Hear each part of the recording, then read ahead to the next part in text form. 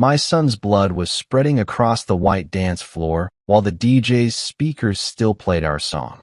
3 seconds ago, Kyle was laughing. 2 seconds ago, a biker with dead eyes aimed at his chest. 1 second ago, I was just a proud father. Now I was a ranger again, kneeling in my son's blood, watching his eyes roll back, hearing my daughter-in-law scream a sound I'd only heard in war zones. Hit like, subscribe for more betrayal stories, and comment your city or country. I'm Adrian, 62 years old, retired Army Ranger, 24 years of service across 3 continents, 12 deployments, more missions than I'm allowed to discuss. I left that life 2 years ago to be present for my family, to finally be the father I couldn't be when I was overseas for months at a time. Today was supposed to be the best day of my life. Kyle, my only son, was marrying Harper, this brilliant, kind woman who'd stuck by him through college, through his early career struggles, through everything. The ceremony was perfect. Small-town venue, about 60 guests, nothing fancy but filled with love. Kyle looked sharp in his Navy suit. Harper's smile could have powered the whole state. I'd given a toast an hour ago, talked about how proud I was, how Kyle grew into a better man than I ever was, how Harper made him complete. Everyone cried. I cried. My wife Eliza squeezed my hand and whispered, "You did good, Adrian. He's perfect." The reception was in full swing. People were dancing, laughing. I was sitting at the family table, nursing a beer, watching Kyle spin Harper on the dance floor. He was so happy. 28 years old, newly promoted at his engineering firm, just bought a house. Everything ahead of him. Then the doors slammed open. 6 men walked in. Leather vests. Patches. Skull insignias. Biker gang. I knew the type immediately. Too many years dealing with criminal elements overseas taught me how to read danger. These men carried it like cologne. The music stuttered. The DJ looked terrified. The lead biker, broad-shouldered, shaved head, jagged scar across his neck, scanned the room. "We're looking for someone," he announced. His voice was gravel and gasoline. "Someone here disrespected the Iron Skulls last week. Bar on 5th Street. Guy in a blue shirt mouthed off to Ryder." No one moved. No one breathed. Kyle, bless his heart, stepped forward. He'd always been brave. Too brave sometimes. "Hey, look, I don't know what happened at that bar, but this is a private event. A wedding. Let's not do this here." His voice was steady, respectful. I was proud, but I was also moving. Slowly. Standing up. Calculating distances. Exits. Threats. 24 years of instinct don't just retire when you do. The biker stared at Kyle, then smiled. It wasn't friendly. "You telling me what to do?" "I'm asking you to leave," Kyle said. "Please. We don't want trouble." Another biker, younger, meaner looking, stepped beside the leader. This one had tattoos crawling up his neck and cold, empty eyes. I later learned his name was Tristan, the enforcer, the one they sent when someone needed to be hurt. "Blue shirt," Tristan said, pointing at Kyle. "That's him." Kyle's eyes widened. "What? No, I've never been to that bar. I don't even—" "Shut up," Tristan interrupted. His hand went to his waistband.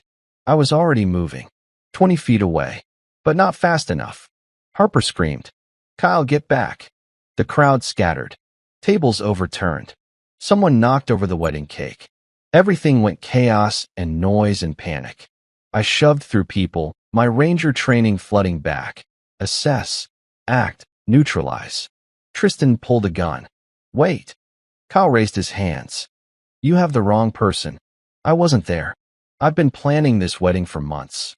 I haven't gone to any bar." The leader looked unsure for half a second. Just half. But Tristan didn't care. He fired. The sound was deafening in the enclosed space. Harper's scream cut through everything. Kyle jerked backward, clutching his chest, and collapsed onto the dance floor. Blood bloomed across his white shirt like a horrible flower. I reached him as the bikers ran. Someone yelled, "Call 911." Eliza was sobbing. Harper dropped beside Kyle, her wedding dress soaking up his blood, screaming his name over and over. I went into combat mode. Pressure on the wound. Chest wound. Right side, possibly lung. Kyle's eyes were wide, terrified, gasping. Dad, I can't breathe. You're okay, son. Stay with me. My voice was calm, controlled. Inside, I was screaming. Ambulance is coming. You're going to be fine. His lips were turning blue. I applied more pressure. His blood was hot on my hands. I'd done this before, Afghanistan, Iraq, training exercises, but this was my son. My boy. 24 years of saving strangers. And now the person bleeding out under my hands was the one I loved most in the world. Dad, Kyle coughed. Blood on his lips. Don't talk. Save your strength. Harper was hysterical. Is he dying? Is he dying? No, I lied. He's strong. He's going to make it. Sirens. Finally, the paramedics burst in. I gave them a rapid brief. Gunshot wound. Right thoracic cavity. Approximately 4 minutes since injury. Patient conscious, but struggling to breathe. They took over. Loaded Kyle onto a stretcher. Harper climbed into the ambulance with him. I stood there in my blood-soaked suit, watching the ambulance tear away. Eliza grabbed my arm. Adrian, I couldn't speak. Couldn't process. My son had been shot at his own wedding. By a biker gang. Mistaken identity. Wrong place, wrong time. The randomness of it made it worse. A police officer approached. Sir, I need to ask you some questions. I looked at him. Something in my eyes made him step back. Later, I said quietly, I need to get to the hospital. He nodded. I walked to my truck, hands still covered in Kyle's blood, and drove. The whole way there, I didn't cry, didn't scream, didn't break. I just remembered every detail of those bikers' faces, especially Tristan's. Because if my son didn't survive this, I wasn't going to let the police handle it. I was going to handle it the way Rangers do. The hospital waiting room smelled like disinfectant and fear. I sat with dried blood cracking on my hands, still wearing my ruined suit jacket. Eliza was beside me, silent, praying quietly to herself. Harper's parents had arrived. Her mother was crying, her father pacing like a caged animal. Kyle had been in surgery for 3 hours. A young surgeon finally emerged, scrubs stained, exhaustion carved into his face. We all stood. Family of Kyle Morrison? Right here, I said. My voice sounded hollow. He took a breath. Kyle survived the surgery. The bullet entered his right thoracic region, collapsed his lung, fractured 2 ribs, and lodged near his T6 vertebra. He paused. The worst kind of pause. We removed the bullet, but there was significant trauma to the spinal cord. Swelling, compression, possible nerve damage. Harper's mother gasped. What does that mean? The surgeon's eyes were kind but honest. It means we don't know yet if he'll walk again. The next 72 hours are critical. If the swelling goes down and there's no permanent nerve damage, he might regain function. But if the cord was severed or badly damaged, he trailed off. He didn't need to finish. Harper collapsed. Her father caught her. Eliza gripped my arm so hard I thought she'd break bone. Can we see him? I asked. He's in recovery. ICU. 2 visitors at a time, 5 minutes each. Harper went first with her father. When they came back, Harper's face was hollow. He's awake, she whispered. He asked if he could feel his legs. I didn't know what to say. I went in next. Kyle looked so small in that hospital bed. Tubes and wires everywhere. Monitors beeping. His face was pale, lips cracked. When he saw me, his eyes filled with tears. Dad, I can't feel my legs. I sat beside him, took his hand. The doctor said there's swelling. It might be temporary. Your body's been through trauma. What if it's not temporary? His voice cracked. What if I'm? Then we deal with it, I said firmly. 1 step at a time. Right now, you focus on healing. That's all. Those men, why did they shoot me? I've never even seen them before. I didn't have an answer that would comfort him, so I just squeezed his hand. Rest, son. I'm going to handle everything. He drifted off. Pain medication pulling him under. I walked out of that ICU and straight to the police officers waiting in the hallway. Detective Morgan was mid-40s, graying hair, tired eyes. He'd seen too much. "Mr. Morrison, I'm very sorry about your son. We're doing everything we can to find the men responsible." "Iron Skulls," I said flatly. "That's who they are." They announced it themselves. Morgan's jaw tightened. "Yes, we're aware of them. They're a criminal motorcycle gang operating in 3 counties. Drugs, extortion, assault. We've been trying to build cases against them for years. Then arrest them. It's not that simple. They have lawyers, alibis. Witnesses are too scared to testify. They run a legitimate motorcycle repair shop as a front, clean books, everything legal on paper. The leadership is careful. They don't get their hands dirty directly. My son was shot in front of 60 people. And every single witness we've interviewed so far says they can't identify the shooters. The men wore similar jackets, moved fast. Chaos. Fear. The Iron Skulls use intimidation tactics. People who talk end up hurt. Businesses burned. Families threatened. This gang has connections to corrupt officials. We're fighting an uphill battle. I stared at him. So that's it. My son gets paralyzed and no one pays. Morgan looked genuinely frustrated. "I'm not giving up. But I need you to understand what we're up against. This isn't some random crime. It's organized. Protected. I'm going to keep investigating, but I can't promise quick results." I nodded slowly, thanked him, walked away, but I was already planning. Kyle spent 2 weeks in the hospital. The swelling went down, but the damage remained. He regained some sensation in his upper thighs, but nothing below his knees. The doctors confirmed it, incomplete spinal cord injury. He'd need a wheelchair. Maybe with years of intense therapy, he might walk with braces and assistance. Maybe. Harper was devastated. She blamed herself for choosing that venue. "If we'd just done the wedding at my parents' house." "This isn't your fault," Kyle told her, holding her hand from his hospital bed. "It's not anyone's fault except those men." But I knew differently. It was my fault for not acting faster. For being 20 feet too far away when Tristan pulled that gun. Detective Morgan visited once to give us an update. We identified the shooter. Tristan Cole, enforcer for the Iron Skulls. He has a record, assault, weapons charges, but nothing stuck. He's disappeared. The gang's lawyer claims none of their members were at your wedding. The rest of the gang has alibis corroborated by witnesses. Without Tristan in custody, we can't move forward. Disappeared, I repeated. They're hiding him. "I'm sorry, Mr. Morrison. We're hitting dead ends." After he left, I sat with Kyle. He was learning to use his wheelchair, doing physical therapy, trying to stay positive. But I saw the pain in his eyes. The loss. "Dad," he said quietly one afternoon. "The detective told me something. The gang thought I was someone else. Some guy who insulted their leader at a bar. I wasn't even the target. I got shot because some biker mistook me for a stranger. Mistaken identity.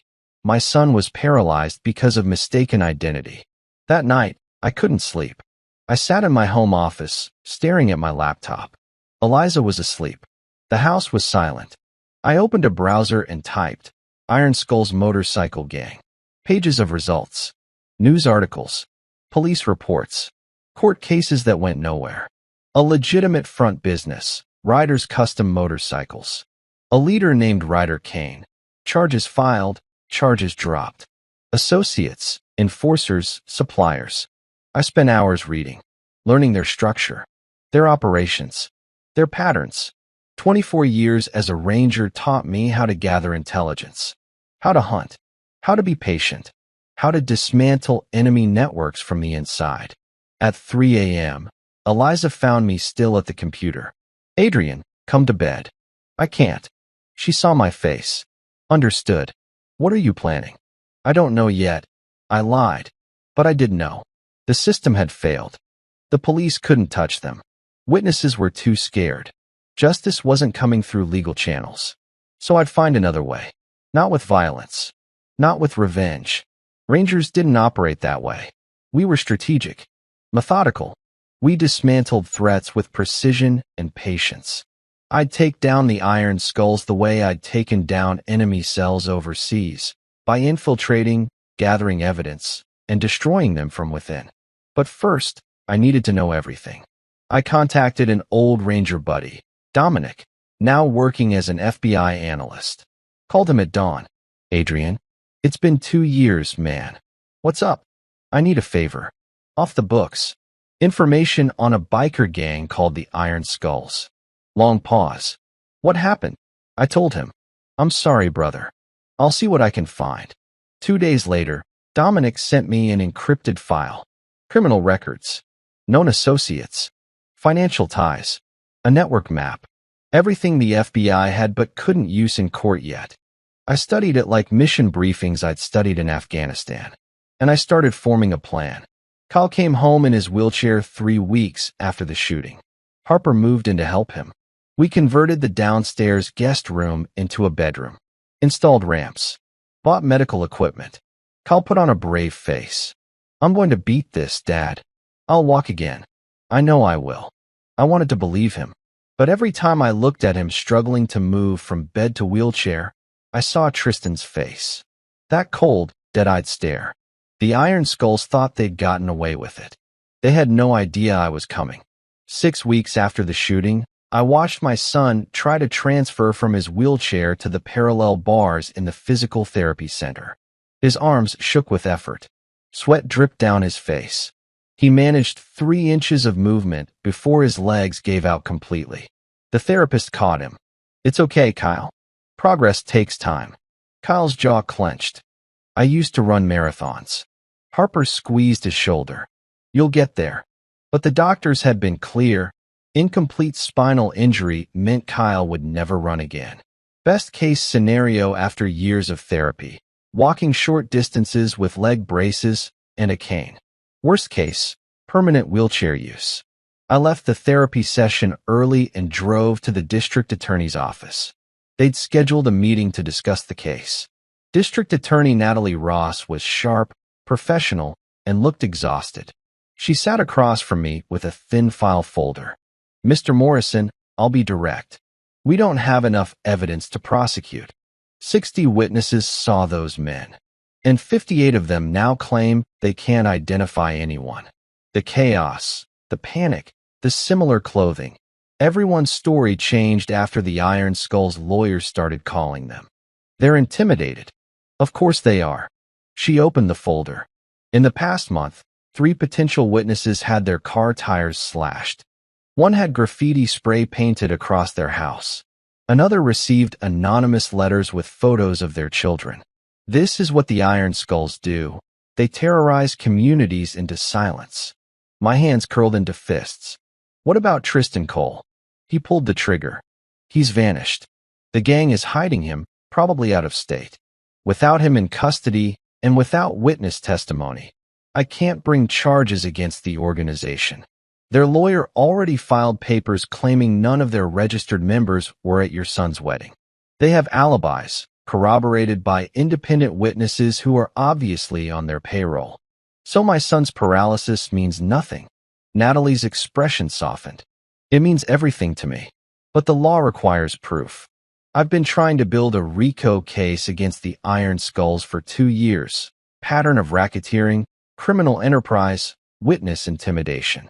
But every time we get close, witnesses recant, evidence disappears, and their lawyers shut us down. RICO, Racketeer Influenced and Corrupt Organizations Act.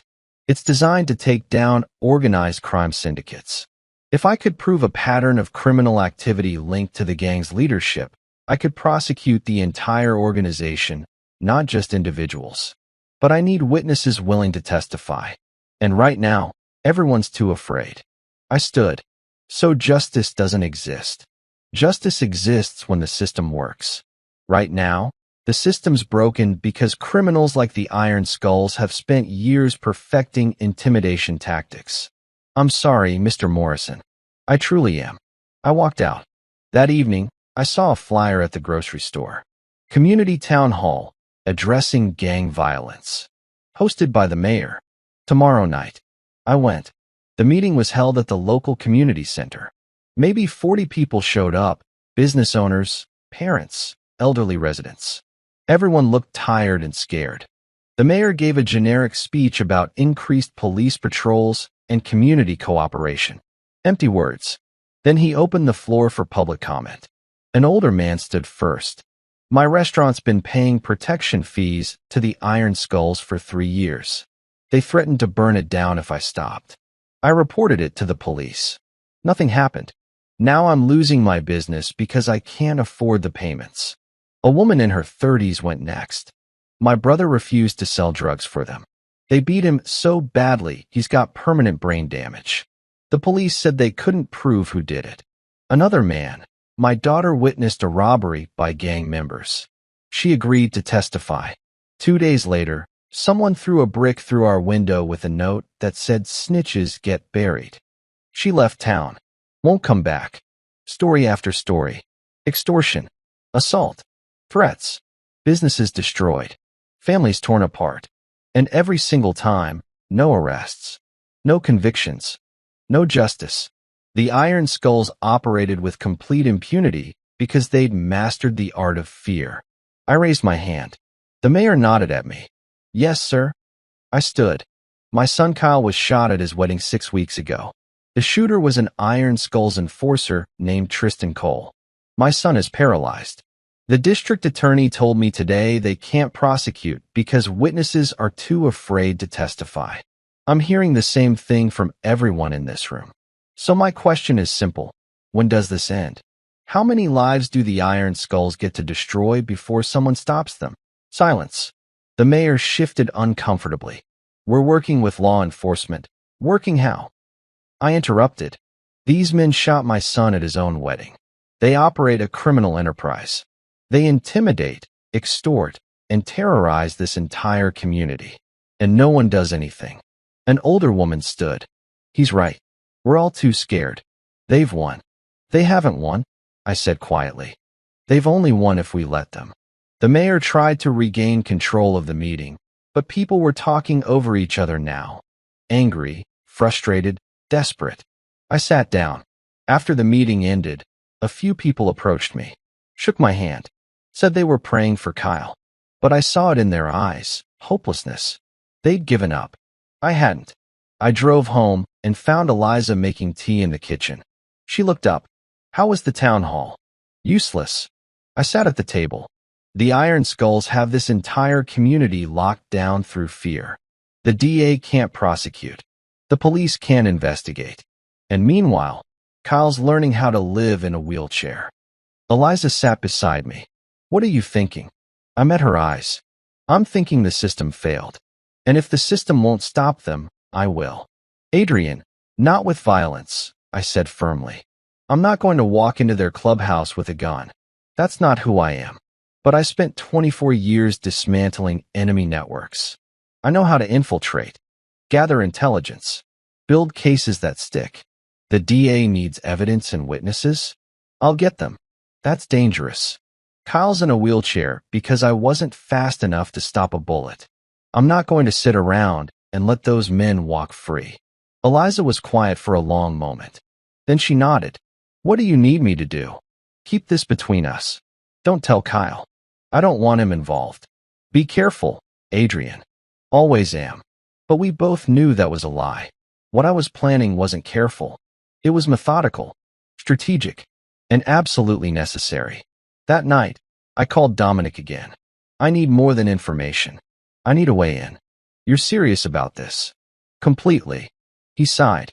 Their front business is Riders Custom Motorcycles. They're always hiring mechanics and laborers. High turnover because the work environment's hostile. You could apply. Under my real name? No. I can build you a clean identity. Background, references, work history. Fake, but verifiable. You'd be just another mechanic looking for work. How long? Give me a week. Do it. I hung up and stared at the ceiling. For 24 years, I'd hunted terrorists, dismantled enemy cells, protected civilians in war zones. I'd always operated within the rules, military code, chain of command, rules of engagement. This was different. This was personal. And I was about to cross lines I'd never crossed before. But when I closed my eyes, all I saw was Kyle's blood spreading across that white dance floor. The iron skulls took my son's future. Now I take everything from them. Dominic delivered my new identity in 10 days. I became Grant Patterson, 59 years old, former mechanic for a dealership in Nevada, recently relocated for family reasons. He'd created employment records, tax filings, even a social media presence with generic posts about motorcycles and fishing. Everything checked out. If anyone runs a basic background check, you're clean, Dominic said over the phone. But if they dig deep, federal databases, military records, the whole thing falls apart. They won't dig that deep for a mechanic position. You sure about this, Adrian? These aren't enemy combatants overseas. They're criminals on American soil. You get caught, I can't extract you. I won't get caught. I'd spent 2 weeks watching riders custom motorcycles from a distance. The shop was located on the industrial edge of town. Large garage, customer parking, a back lot where gang members gathered. I documented patterns, shift changes, security cameras, entrance points. 24 years of reconnaissance training made surveillance second nature. The shop had a help wanted sign in the window. Mechanics needed. I walked in on a Tuesday morning wearing old jeans, steel-toed boots, and a faded work shirt. Looked the part.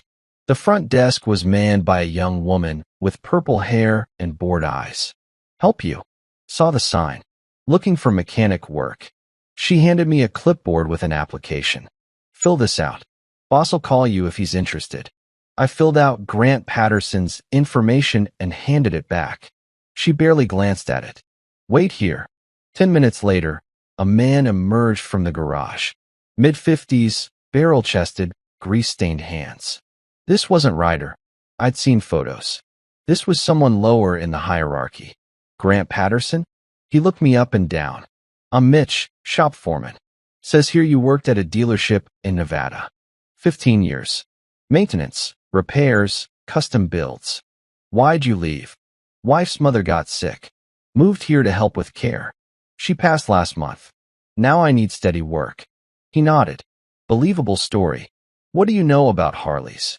Enough. Worked on them plenty. Can handle most makes and models. Mitch gestured toward the garage. Come show me. He led me into a workspace filled with motorcycles in various stages of repair. Tools everywhere. The smell of oil and metal. 3 other mechanics worked silently, not looking up. Mitch pointed at a Harley with its engine partially disassembled. This bike's got carburetor issues. What would you check first? I walked over, examined it briefly. Fuel delivery system. Clogged jets, damaged float, or air mixture problems. I'd start with cleaning the jets and checking fuel flow. Show me. I grabbed tools and worked efficiently. Within 15 minutes, I'd identified a clogged main jet and corroded fuel line. Fixed both. Started the engine. It purred smoothly. Mitch raised an eyebrow. Not bad for an old-timer. Pays $15 an hour, cash. No benefits. You show up late, you're gone. You cause problems, you're gone. Understood. Understood. Start tomorrow. 7 a.m. sharp. I nodded and left. That easy. I was in. My first week, I kept my head down. Showed up early. Worked hard. Didn't talk much. The other mechanics were a mix. Some legitimate workers just trying to earn a paycheck. Others clearly gang-affiliated based on their patches and tattoos. I observed everything. The shop operated as a legitimate front, but I noticed irregularities. Customers who paid in cash with no paperwork. Motorcycles brought in after hours with no service tickets. Shipments delivered through the back entrance that never appeared on inventory logs. This place was exactly what the FBI suspected, a money laundering operation disguised as a repair shop. I started documenting everything. I'd installed a small camera in my work locker. Hidden, wireless, uploading encrypted footage to Dominic's secure server. I noted license plates, faces, transactions. Everything the FBI would need to build a RICO case. On my 10th day, Ryder himself showed up. He walked into the garage like he owned it, which he did. 6'2", heavily tattooed, expensive leather jacket. The kind of man who'd hurt people and never lost sleep over it. Everyone stopped working, showed respect. Fear. Ryder's eyes swept the shop and landed on me. Who's the new guy? Mitch stepped forward. Grant Patterson. Hired him 2 weeks ago. Good mechanic. Ryder walked over. Looked me up and down. I kept my expression neutral, slightly deferential. Just an old mechanic grateful for work.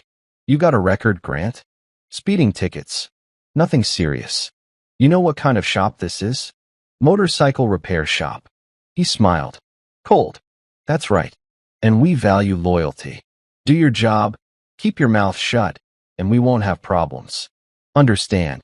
Yes, sir. Good. He walked away, already dismissing me as irrelevant. But I'd memorized his face. The way he moved. The confidence of someone who believed he was untouchable. This was the man who ordered Kyle's shooting. Maybe not directly, but his organization. His enforcer. I went back to work like nothing happened. 3 weeks in, I befriended another mechanic named Oliver. Younger guy, mid-30s, quieter than the others. He worked clean jobs, customer motorcycles, legitimate repairs. During lunch breaks, we'd talk. Small stuff. Weather. Sports. Building trust slowly. One afternoon, Oliver mentioned, "You notice anything strange about this place?" I played dumb. Like what? Some of the bikes that come through, they're not customer bikes. And Mitch gets real tight-lipped about them. Not my business. Oliver lowered his voice. Just saying, be careful. This shop's got connections. Bad ones. Noted. But internally, I filed that away. Oliver was clean. Not involved. A potential witness if I needed one later. That same week, I overheard a conversation between Ryder and Mitch in the back office. The door was cracked. I was nearby, working on an engine, but listening. Tristan's still laying low? Ryder asked. Yeah, staying with his brother in Arizona. You want him back? Not yet. Let things cool down. That wedding shooting brought too much heat. Cops are still sniffing around. My hands tightened on the wrench. They were talking about Kyle's shooting casually, like it was an inconvenience. Ryder continued. We've got a shipment coming Thursday night. Usual drop-off. Make sure the garage is clear by 9. Got it. Thursday night. Shipment. I needed details. I started staying late, volunteering for overtime. Mitch appreciated it. Good work ethic, Grant. On Thursday, I worked until 7, then pretended to leave. I drove around the block, parked in an alley with a view of the back entrance, and waited. At 9:15 p.m., a black van pulled into the lot.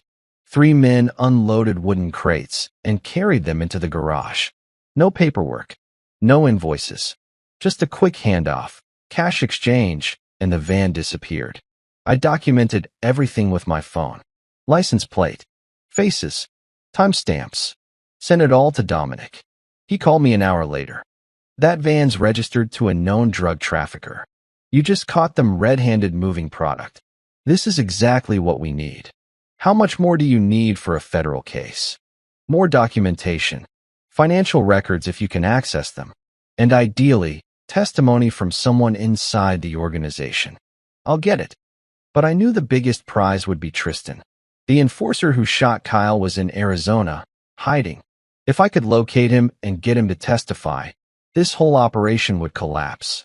I just needed to be patient, methodical, like every mission I'd ever run. And then one morning, everything changed. I walked into the shop and saw Tristan standing by the coffee machine. He was back.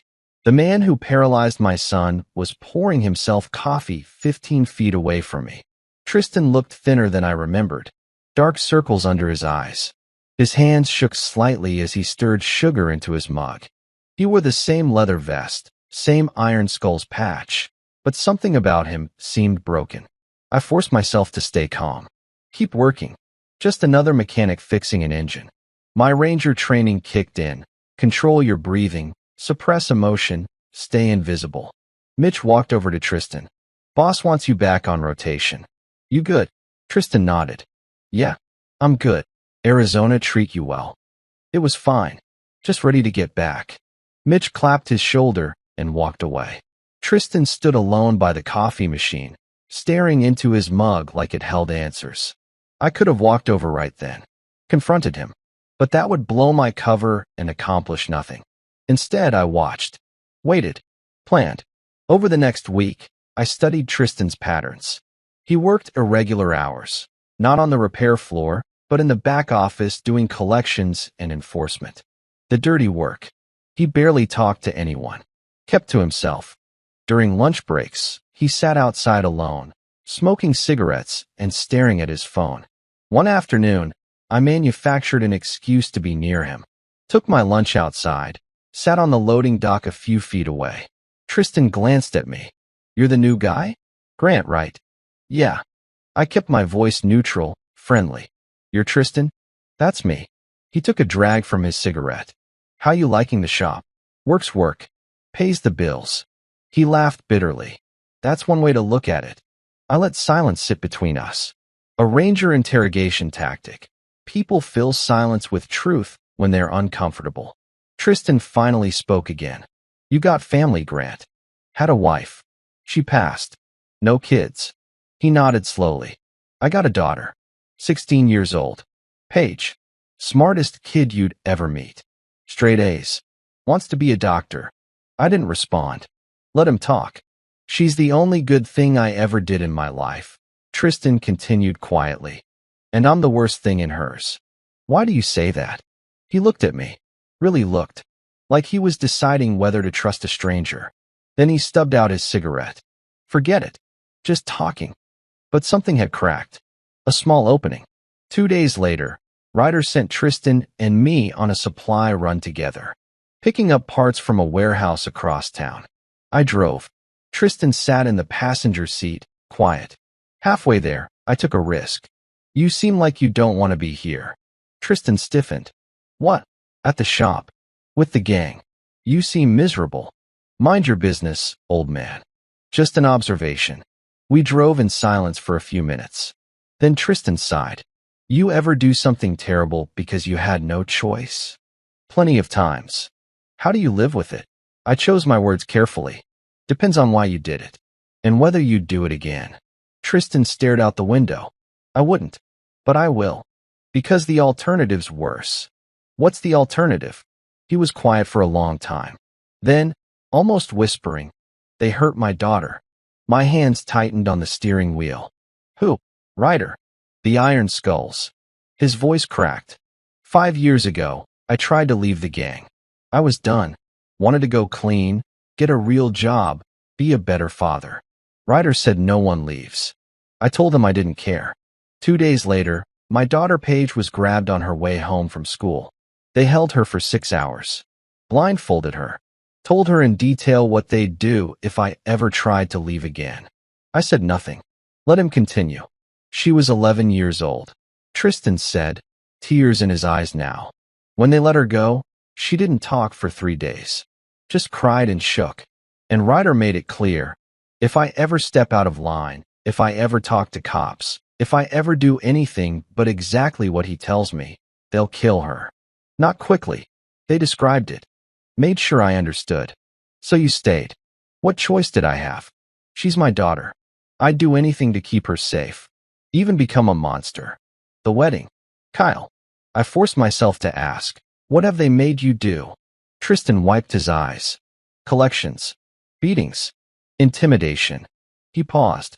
There was a wedding 2 months ago. Some kid got mistaken for someone who disrespected the gang. Ryder ordered me to make an example. I tried to tell him it was the wrong guy, but he didn't care. Said fire anyway. So I did. My knuckles went white on the steering wheel. The kid survived, Tristan continued. But he's paralyzed now. I saw it on the news. 28 years old. Just got married. And I destroyed his life because I'm too weak to protect my daughter any other way. I pulled into the warehouse parking lot. Stopped the truck. Turned to face him. What if there was another way? I said quietly. Tristan looked at me. What do you mean? What if someone could protect your daughter while you testified against Ryder? His eyes widened. You a cop? No. But I know people who could help. Witness protection. Federal agents.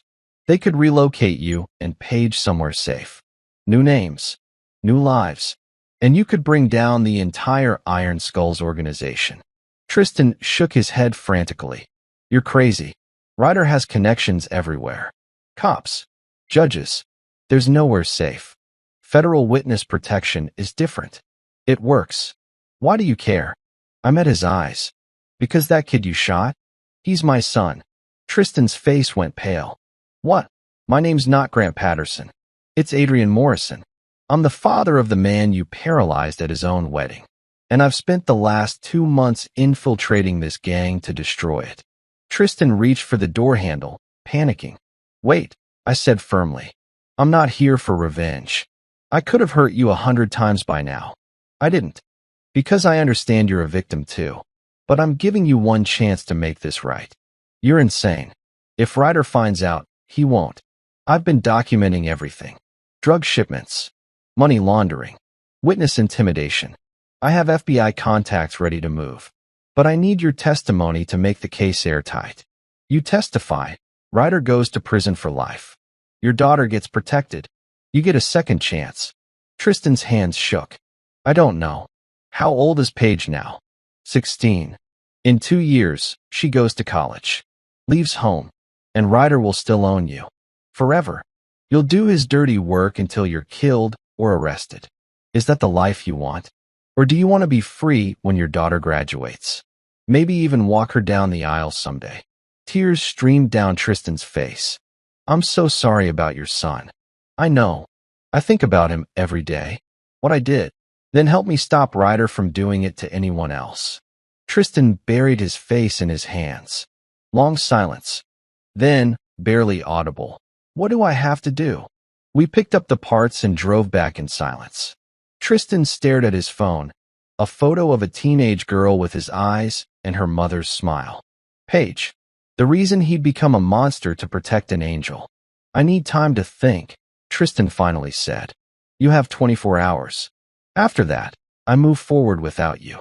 But with you, we can end this completely. He nodded, got out of the truck, walked into the shop without looking back. That night, I called Dominic. I made contact with Tristan Cole. He's ready to flip. You sure? He's trapped.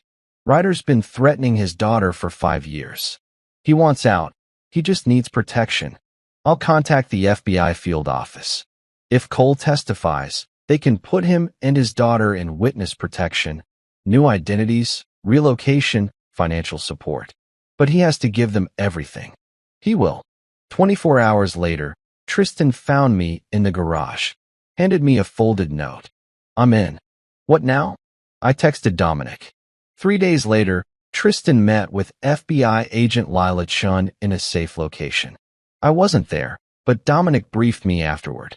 Cole's giving us gold. Shipment schedules, supplier names, money laundering accounts, names of corrupt cops on Ryder's payroll. He's documenting everything. Dates, amounts, crimes. With his testimony and your surveillance footage, we've got enough for a RICO indictment. How long until you move? 4 to 6 weeks. We need to build an airtight case, financial records, wiretaps, corroborating witnesses. Once we have everything, we'll coordinate simultaneous raids on the shop, Ryder's house, and their warehouse. Every top member arrested at once. What about Paige? The moment we move, she goes into protective custody. We'll have agents at her school, her home. She'll be relocated within hours. I exhaled. Good. But 6 weeks was a long time to keep a secret in a den of criminals. Tristan and I became a covert team. He'd pass me USB drives hidden in toolboxes, files he'd copied from Ryder's office computer, financial records, text message screenshots, audio recordings of Ryder ordering extortion and assaults. I'd upload everything to Dominic's encrypted server. We communicated through coded phrases. Need more brake fluid meant he had new intel. Shipment delayed meant Ryder was suspicious. We never spoke openly, never met outside work. Meanwhile, I maintained my cover, fixed motorcycles, chatted with coworkers, played the reliable old mechanic grateful for a paycheck. Oliver, the clean mechanic, started trusting me more. During lunch, he'd complain about the shady stuff happening after hours. You ever think about leaving? I ask casually. All the time. But jobs are hard to find. And honestly, I'm scared. You hear what happens to people who cross the iron skulls. What if they all got arrested? Oliver laughed. That'll never happen. They're untouchable. Nothing's untouchable. He looked at me strangely, but didn't push it. 3 weeks in, Ryder's paranoia spiked. He called a shop-wide meeting. Everyone gathered in the garage. Mechanics, enforcers, associates. Ryder stood on a workbench so everyone could see him. We've got a problem, he announced. Someone's leaking information to the feds. They're asking questions, poking around our suppliers. That means someone here is talking. Silence. Fear rippled through the room. Ryder's eyes scanned faces. I don't know who it is yet, but I will find out. And when I do, that person and everyone they love will disappear. Understood. Murmurs of agreement. I kept my face blank. Tristan stood across the room, pale but composed. After the meeting, Mitch pulled me aside. Grant, you've been here a few months now. Anyone ever approach you? Cops. Feds. Asking questions. No. Why would they? Just asking everyone. Ryder's on edge. Be careful. I nodded and went back to work. But my heart was pounding. The net was tightening from both sides. That night, I texted Dominic. Ryder knows there's a leak. Need to accelerate timeline. His response came an hour later. We're close. 2 more weeks. Can you hold? I'll have to. The stress was eating me alive. I'd been undercover for nearly 3 months. 3 months of pretending. 3 months of watching criminals operate freely while my son struggled in physical therapy. Harper called one evening. Adrian, can I come by? I need to talk. She arrived an hour later. Eliza made tea and left us alone in the living room. Harper looked exhausted. Dark circles under her eyes. Kyle's doing better physically. The therapists say he might walk with braces in another year. But emotionally, her voice cracked. He's angry. Depressed. He hides it from me, but I see it. And I don't know how to help him. He's dealing with trauma. That takes time. I know. But Adrian, you've been distant too. You barely visit. When you do, you seem distracted. Is everything okay? I wanted to tell her the truth. That I was infiltrating the gang that destroyed her wedding. That I was building the case that would put Ryder in prison for life. But I couldn't risk it. I'm just working through things my own way. Kyle thinks you're disappointed in him. What? What? Because he couldn't protect me that night. Because he's in a wheelchair. He thinks he's failed you somehow. My chest tightened. That's insane. He's the strongest person I know. Then tell him that. He needs his father. After Harper left, I sat in the dark for a long time. I'd been so focused on revenge, no, on justice, that I'd neglected the person I was fighting for. The next day, I visited Kyle during his therapy session. He was on the parallel bars, slowly shifting weight from one leg to the other. His face was determined, sweating with effort. When he finished, I wheeled him outside to the courtyard. Harper says you think I'm disappointed in you, I said. Kyle looked down. Aren't you? Kyle, look at me. He did. You're my hero. You tried to de-escalate a dangerous situation with words instead of violence. You survived a bullet that should have killed you. You're fighting every day to reclaim your life. You married an incredible woman who loves you unconditionally. How could I possibly be disappointed? Tears filled his eyes. I wanted to be strong like you. You're stronger than I ever was. I spent 24 years solving problems with force. You solved them with courage and integrity. That's real strength. Kyle wiped his eyes. Thanks, Dad. We sat in comfortable silence for a while. Then Kyle said, Detective Morgan visited last week. Said the case is cold. They can't find the guys who shot me.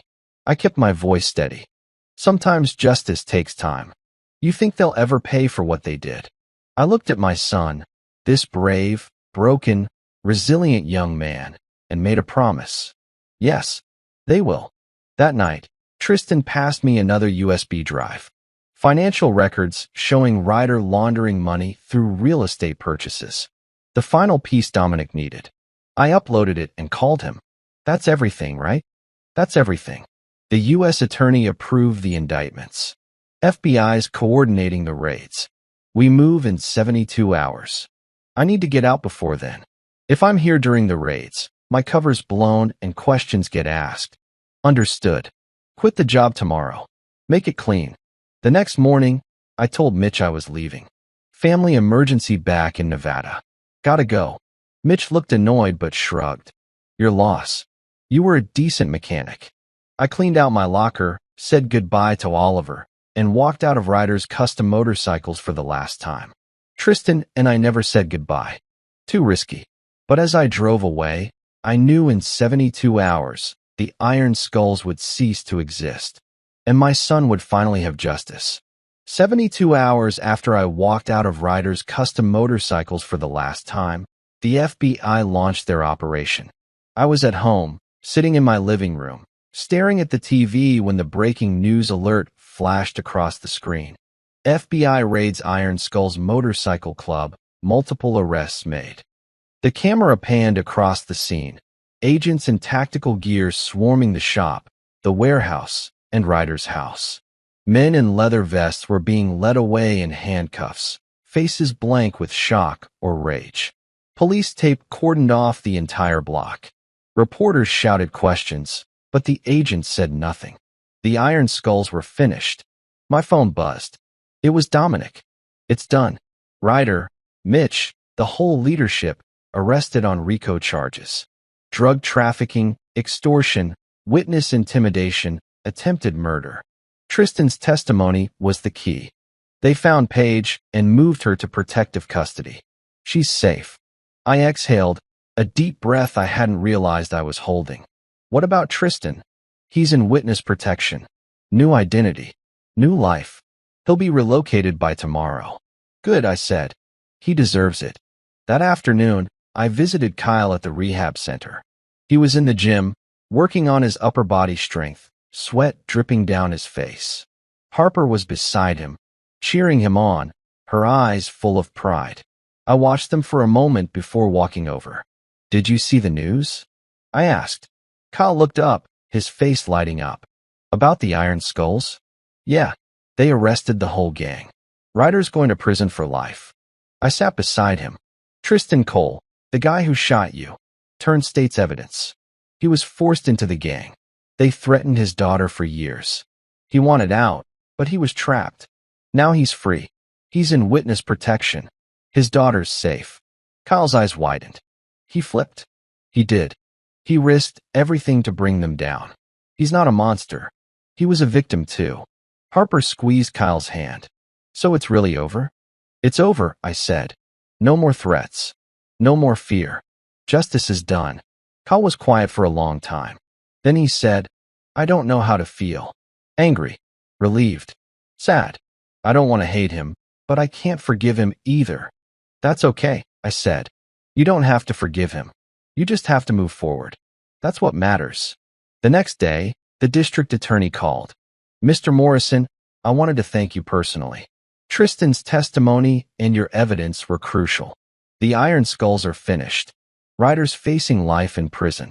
The town is safer because of you. I didn't do it alone, I said. Tristan risked everything. So did the FBI.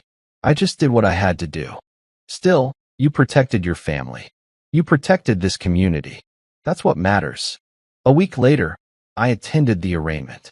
The courtroom was packed. Victims, families, reporters. Ryder sat at the defense table, handcuffed, surrounded by lawyers. He looked smaller, defeated. Tristan was nowhere to be seen, protected by the FBI. The prosecutor laid out the charges: RICO, drug trafficking, extortion, witness intimidation, attempted murder. The evidence was overwhelming. Tristan's testimony, financial records, surveillance footage, witness statements. Ryder's lawyers tried to object, but the judge overruled them. Ryder was remanded without bail. The trial was set for 3 months. After the hearing, I walked out of the courthouse. Harper and Kyle were waiting. Is it really over? Kyle asked. It's over, I said. He'll never hurt anyone again. Kyle nodded. Thank you, Dad. That night, I sat alone in my living room. The weight of the last 6 months pressed down on me. I'd infiltrated a criminal gang. I'd risked my life. I'd watched my son suffer. I'd seen a man trapped by fear finally break free. But justice was served. Not through violence. Not through revenge. Through patience, intelligence, and quiet determination. The Iron Skulls were gone. Ryder was going to prison. Tristan and his daughter were safe. Kyle was healing, and I was finally at peace. The next morning, I received a call from the FBI. "Mr. Morrison, we need you to testify at the trial. Your evidence is critical." "I'll be there." The trial was set for 3 months later. I prepared my testimony, reviewed my surveillance footage, and met with the prosecutor. I was calm. I knew what I had to say. On the day of the trial, I walked into the courtroom. Ryder was there, still handcuffed, still surrounded by lawyers. Tristan was in a separate room, protected by agents. I took the stand and told my story, how I infiltrated the gang, how I gathered evidence, how I helped bring them down. The prosecutor asked, "Why did you do it?" "Because my son was shot at his own wedding. Because the system failed. Because I couldn't stand by and do nothing." The jury listened. The judge listened. And when I finished, there was silence. Ryder was convicted on all counts. Life in prison without parole. The other gang members received 15 to 30-year sentences. The Iron Skulls were destroyed. The town celebrated. But I felt no joy, only quiet closure. Kyle didn't know his father orchestrated everything. But he was proud. He was healing. And that was enough. The trial began on a cold, gray morning. The courthouse was packed. Victims, families, reporters, and curious townspeople. I sat in the back row, my hands folded in my lap, watching as Ryder was led into the courtroom in handcuffs. He looked smaller than I remembered, his arrogance replaced by a hollow, defeated expression. The Iron Skull's lawyers surrounded him, whispering last-minute instructions, but Ryder barely responded. He knew the evidence was overwhelming.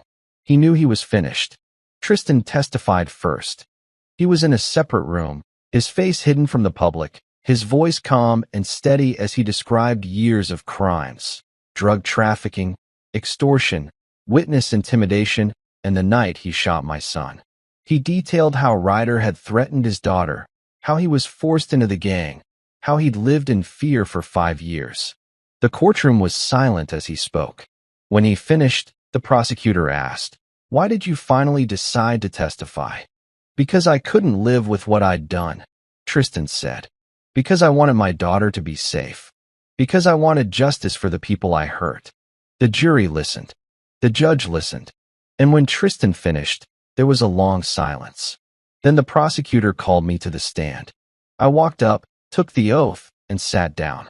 The prosecutor asked, "Mr. Morrison, why did you infiltrate the Iron Skulls?" "Because my son was shot at his own wedding. Because the system failed. Because I couldn't stand by and do nothing." I told my story, how I'd spent months gathering evidence, how I'd risked my life to bring them down, how I'd watched my son suffer. I described the surveillance, the financial records, the wiretaps, the testimony. I spoke about the fear in the town, the intimidation, the corruption. I spoke about the people who'd been too afraid to testify, the businesses that had been destroyed, the families that had been torn apart. The prosecutor asked, "Why did you do it?" "Because I'm a father. Because I'm a ranger. Because I believe in justice." The courtroom was silent. The jury listened. The judge listened. And when I finished, there was a long silence.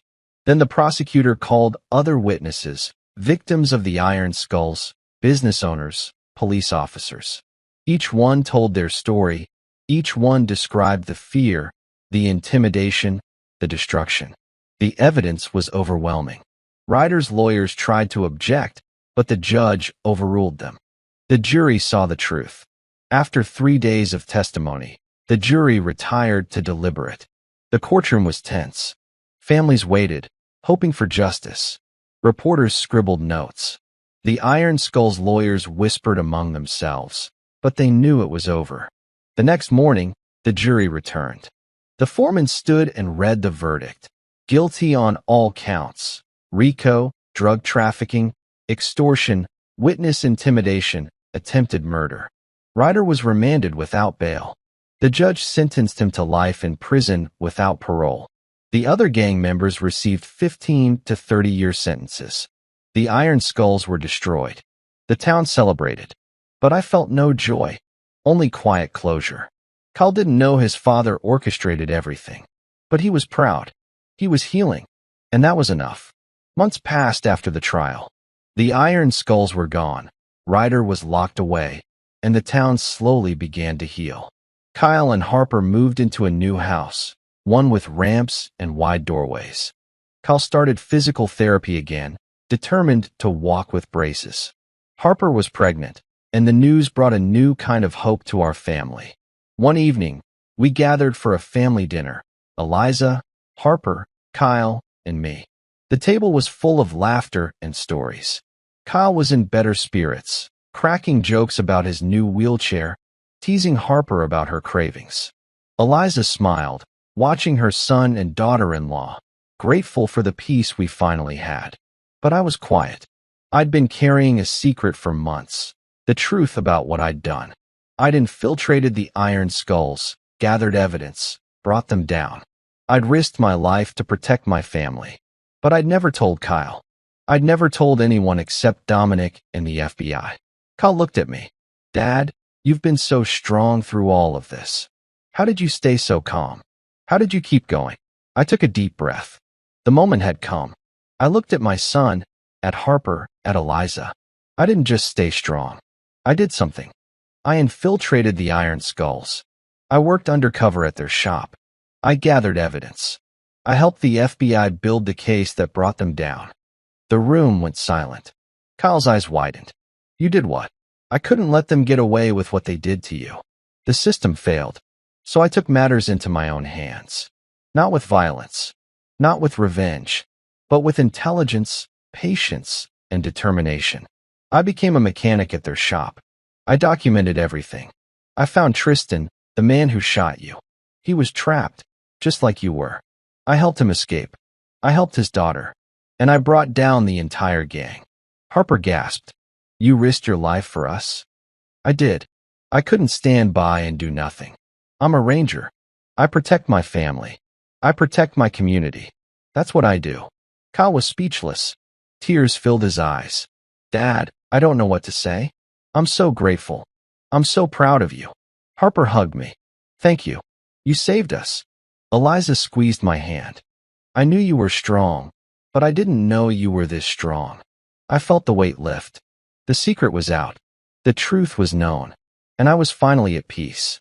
The next day, Kyle called me into his study. He was sitting in his wheelchair, a notebook in his lap. "Dad, I want to start a nonprofit for people with spinal injuries. I want to help others like me." I smiled. "That's a great idea. I'll help you every step of the way." Kyle nodded. "I want to honor you. I want to honor what you did. I want to show people that justice is possible, that healing is possible." I hugged my son. "You're already doing that. Just by living your life, by fighting every day, by never giving up. That's what matters." A year later, Kyle and Harper had a baby daughter. Her name was Ivy. I was a grandfather now, and I couldn't be happier. The town was safer. Businesses thrived. The Iron Skulls were a memory. One afternoon, I visited Tristan. He was living under a new identity, working as a carpenter in another state. He looked happy, healthy. His daughter Paige was thriving. Tristan thanked me. "You saved my life. You saved my daughter's life. I'll never forget what you did." I nodded. "You did the right thing. You faced your fear. You stood up for what was right. That's what matters." At Kyle's nonprofit gala, Kyle gave a speech about resilience and justice. He spoke about his journey, about the pain, about the hope. He spoke about his hero father, without revealing the details. The audience was moved. I sat in the front row, tears in my eyes. After the speech, Kyle embraced me. "Thank you, Dad, for everything." I hugged my son. "I love you, Kyle. I always will." The story was over. The pain was gone. The justice was served. And the family was whole again.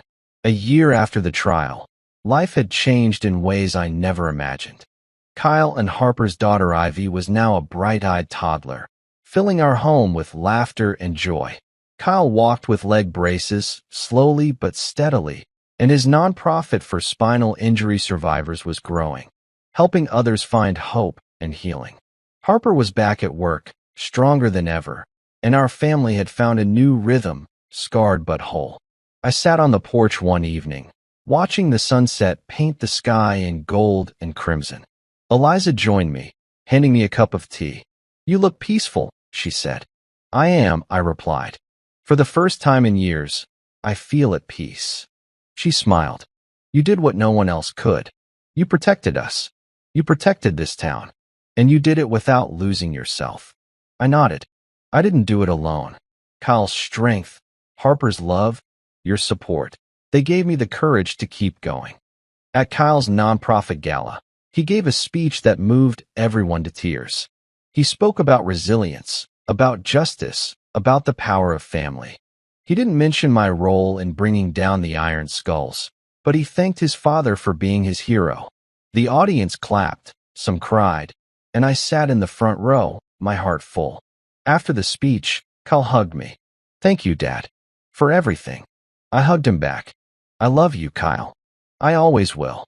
Tristan visited once, under his new identity.